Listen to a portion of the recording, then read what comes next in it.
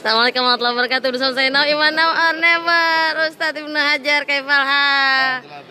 Makasih ya sudah dikasih akses ke sini. Jazakumullah khair, barakallah. Sebelah Ustadz siapa Ustadz? Ini beliau Insinyur Arben, Ketua MRI Jakarta Raya. Wow, Masya Allah, salam kenal Pak. Baru dilantik. Oh, luar biasa. Saya Ima Pak dari Anahal Community. Abang, gimana sih nih Bang? Oh, acaranya keren banget. Jadi gimana nih, apa sih yang mendasari ACT tuh bikin acara kayak gini Bang? Ya, saat ini kita melihat bahwa 2018 menjadi pelajaran berharga. Banyak bencana yang terjadi, tapi edukasi kepada masyarakatnya tidak cukup baik. Informasi nyampe ke masyarakat juga sangat terlambat. Riset sudah dilakukan, data-data sudah disiapkan, nyampe, tapi lagi-lagi proses mitigasi edukasinya nggak nyampe kepada masyarakat. Sehingga apa yang terjadi, korban begitu banyaknya. Misalnya Tanah Palu, 2.000 orang meninggal dunia, 17.000 lebih orang hilang. Di tempat yang lain sama. Kemarin di Banten juga ratusan orang meninggal, belum di Palu. Kita melihat problemnya bukan di data tentang bencanaan. Sudah banyak data disampaikan, terus disampaikan. Problemnya di edukasi. Di awal tahun kita pengen sampaikan kepada masyarakat yang sebelumnya informasi tentang bencana orang ketakutan, tidak dipublish, disembunyikan. Kita pengen sampaikan di awal waktu. Ini pertama kali perdana di Indonesia ada disaster outlook. Biasanya bisnis, biasanya peluang-peluang bisnis, peluang-peluang apa. Ini kita bicara disaster Masya Allah. Berarti kita beruntung dong ya ikut hari ini.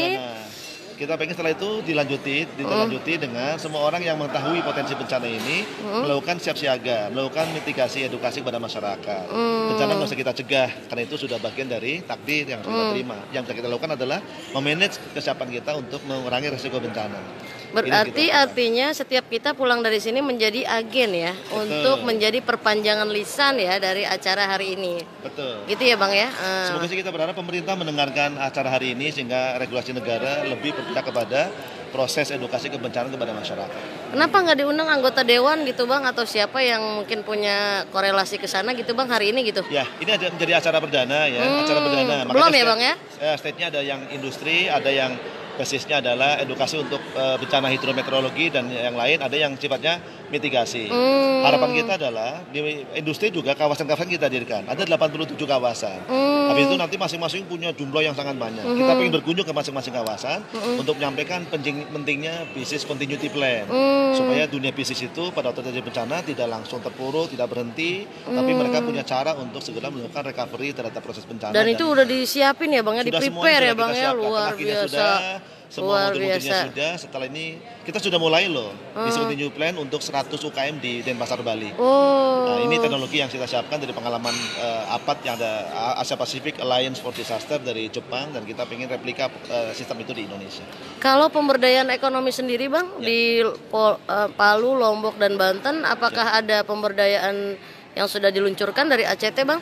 Ya, prinsip dasarnya yang pertama, kalau di lokasi bencana, ini bagian dari proses kerja recovery bencana yang kita siapkan dalam total disaster management. Di Lombok misalnya, pasca semua rumah, hampir 2.000 lebih rumah kita bangun di Lombok, pasca itu adalah edukasi berikutnya, kita lagi menyiapkan di tahap awal ini ada 100.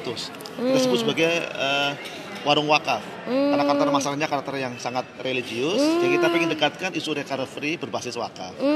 Ada 100 warung wakaf kita siapkan. Next berikutnya kita sudah buka, saya lupa persisnya berapa ratus hektar sawah untuk lumbung pangan wakaf, kita launching luar di biasa. Lombok. Kita pengen Lombok dikembalikan sebagai bagian dari lumbung pangan berbasis beras atau berbasis ternak. Gitu. Kalau di Palu sendiri apa Bang? Ininya pemberdayaannya? Kan biasanya beda karakter, beda penanganan ya Bang ya? Betul. Untuk yang sifatnya umum, general, kita sedang replika yang sama. Malah di Palu kita lagi bikin distribution center khusus untuk persiapan replika warung wakaf atau retail wakaf atau warung wakaf mikro untuk yang sifatnya general pada masyarakat. Lombok malah langsung warung wakafnya karena sudah ada di sini. Kalau Palu kita bangun dari nol loh. Bangun dari nol. Di situ kita siapkan. Artinya kita sangat concern bicara tentang recovery Palu sampai mungkin 3 sampai 5 tahun ke depan. Dan ini lagi assessment untuk menyiapkan apakah kegiatan-kegiatan berbasis nelayan juga bisa dilakukan. Paralel dengan kita baru membuka pabrikasi untuk perahu untuk nelayan di Selat Sunda.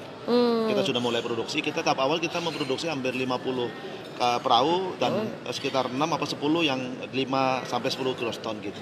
Kalau di mana di Banten itu kan di daerah Sumur ada kasus seorang ibu yang dia punya bagang banyak tuh Bang ya. Terus akhirnya kena tsunami rusak. Betul. Rumahnya sih nggak rusak, cuma bagangnya itu yang rusak.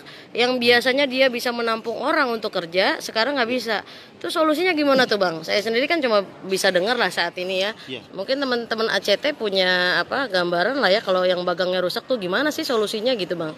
Ya, kita sangat memahami karakter sosial masyarakat di nelayan itu berbeda dengan karakter masyarakat di pertanian, petani. Petani relatif lebih mudah diedukasi, lebih mudah diarahkan karena mereka terbiasa kerja dengan kerja-kerja yang lebih teratur, lebih bisa dikondisikan. Nah, nelayan itu biasa kerja dengan kerja-kerja instan. Dapat habis. Ini proses yang harus dilakukan. Maka yang pertama, kita lagi produksi perahu. Harapan kita juga ada beberapa perahu-perahu yang sekitar hampir 200 perahu mau kita perbaiki yang mungkin nilai bantuannya tidak harus sebesar kita produksi perahu. Kalau ketinting aja yang kecil hampir 65 juta. Itu mungkin cukup dengan 20-25 juta bisa untuk perbaikan. Ini kita memasifkan sambil kita dibantu oleh satu yayasan kerjasama dengan kita namanya Yayasan Niat Baik. Itu memiliki satu aplikasi namanya Fish On. Fish On ini adalah aplikasi yang bisa mendetek posisi ikan di wilayah mana dan dalam jarak berapa. Masya Ini Allah. kita dibakalin untuk orang yang punya aplikasi Fish On sehingga nanti pasca mungkin sekitar 2-3 pekan ke depan pasca perahu kita berikan kepada nelayan sambil diedukasi mereka tata cara pengelolaan keuangan yang baik. Langsung aplikasi ini kan kita berikan sehingga dia bisa tembak sebelum ke laut, dia bisa tembak posisi ikan ada di mana dengan jumlah yang sebanyak apa. Mantap. Ini Itu kita aplikasi miliki. terbaru ya Bang ya? Aplikasi terbaru Apa namanya? Fish On. Fish On, Ya, Fish betul. ya? Betul. Oh, Masya Allah, tabarakallah. Nanti ada aplikasinya, mungkin sekitar sepekan 2 pekan pasca kita mau ini baru kita akan ada pelatihan. Kita akan launching sambil kita pelatihan kepada semua nelayan. Mungkin tahap awal sekitar 50 hampir 100 nelayan dari total 420 yang mau kita bantu. Nah, pas itu baru kita akan mulai paralel dengan semoga sih sudah 200 perahu yang diperbaiki tadi ya. Jadi kita akan berlayar apanya? Nanti biasanya kita akan inform lewat medsosnya ACT secepat banget kita inform. Donatur kita undang sambil kita melihat pelatihan-pelatihan karena salah satu keunggulan aplikasi ini bukan cuma aplikasi Fish On untuk nelayan tapi dia bisa nyambung dengan pengelolaan keuangan nelayan. Jadi nelayan itu akan diajak untuk mulai punya saving, apakah bisnisnya untuk dana yang disiapkan untuk jaring nelayan, perbaikan perahu supaya dia punya cadangan tabungan. Sekarang nggak pernah ada nelayan punya tabungan. Iya, betul. Berarti kalau buat bencana juga gitu ya Bang ya, harus ada tabungan ya Bang ya? Harus ada. Pas kejadian begini baru sadar betul bahwa mereka hanya sekitar perbaikan saja sudah nggak ada dana. Iya, betul. Kita akan kelola pendekatan awal dengan komunitas lewat teknologi aplikasi ini karena dia akan nyetor pada kita akan berikan dana sekian persennya sekian untuk saving. Oh, jadi nggak dikasih semua ya Bang ya? Dari semuanya, tapi dia akan dapat benefit. Salah satunya tadi teknologi perahunya kita berikan free, aplikasinya free. Salah satunya adalah kita akan edukasi mereka untuk memberikan nilai tambah pengelolaan hasil ikan. Oh, ditambah. Jadi selalu di training ya Bang ya? Terus Sebelum kami dikasih dampingi. bantuan, di training dulu ya Bang ya, mindsetnya Bang ya? Selama budaya pikiran instannya nggak berubah, apapun yang kita bantu bisa langsung habis. Jadi harus memang dicuci dulu ya otaknya Bang ya? Perbaiki Masya dulu Allah. tentang konsep mengelola aset-aset perusahaan mereka. Luar biasa. Terima kasih Bang. Semoga bukan hanya hari ini ya. Amin. Kita Insya Allah, terus insya Allah. bisa bersinergi kan kalau Anahal mah cuman komunitas emak-emak zaman now ya. Yang cuma nge-share di Facebook, cuman ya seperti itulah kita tetap bangsa bersinergi. Ini sedang dikelola isu besarnya isu mak-emak. Jadi ini buat mainstream baru ya.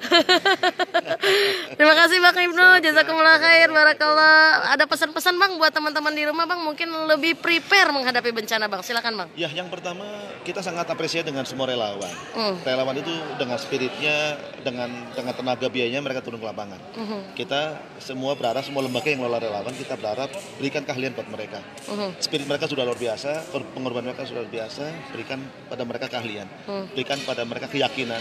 Salah satunya adalah pastikan bahwa mereka tinggalkan keluarga juga ada jaminan untuk keluarga, apakah bentuknya asuransi, apakah bentuk jaminan-jaminan apapun namanya supaya mereka bisa kembali pada rumahnya bersama dengan keluarganya. Ini yang pertama. Yang kedua, jaminan untuk mereka memastikan bahwa dalam selama tugas mereka aman, juga selamat gitu ya. Kebutuhannya juga diperhatikan.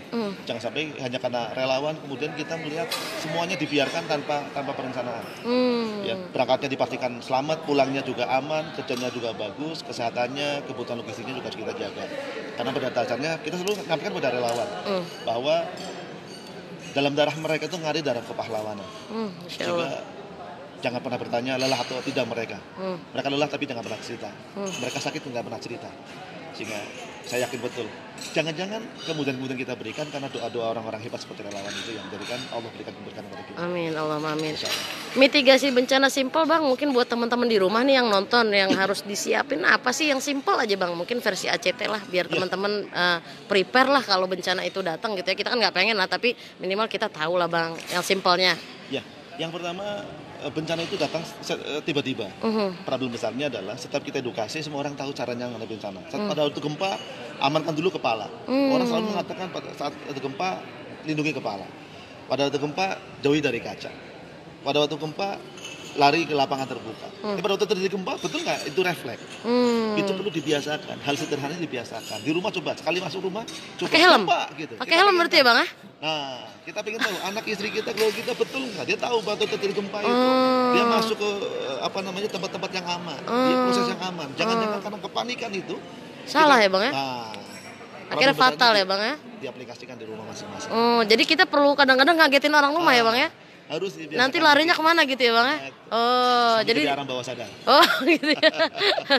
Terima kasih banyak ya Bapak, ada yang mau ditambahkan Pak? Dari Ketua Relawan Jakarta, luar biasa. Selamat bertugas Pak, semoga barokah. Terima kasih semua, langsung dari Hotel Bidakara Jakarta Selatan. Bersama saya Naimah Naor, Assalamualaikum warahmatullahi wabarakatuh. Bye bye, thank you.